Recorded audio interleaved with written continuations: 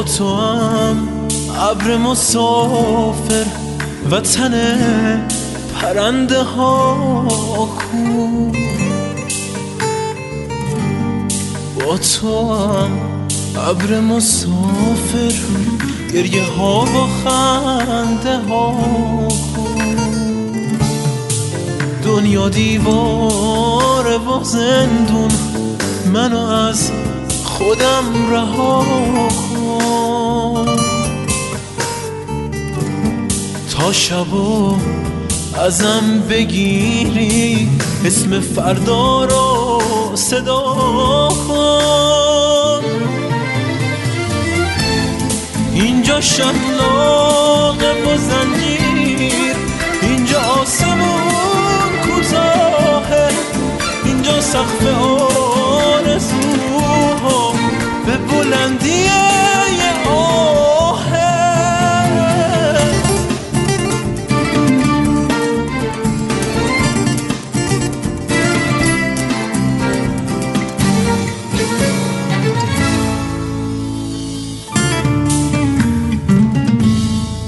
من اسیرم اما زنجیر تو اسارت غروره. آرزومه پر کشیدن وطن پرنده دوره. با تو هم ابر مسافر که تنت داغ زمینه، روی آفتاب و نپوشون بذار دنیا رو ببینه. ما میخواستیم از ترانه واسه هم خونه بسازیم، مثل عاشقان یه قصه دل به آسمون ببازیم.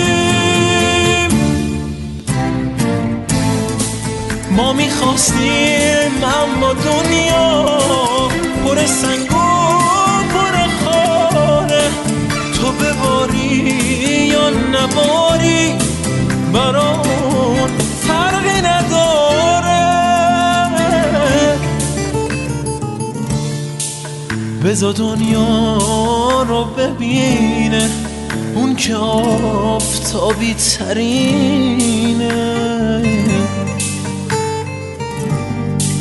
اون که بارون میشه هر شب رو تن گلا میشینه، اون که ابری میشه گاهی تو چشای گریه آلود،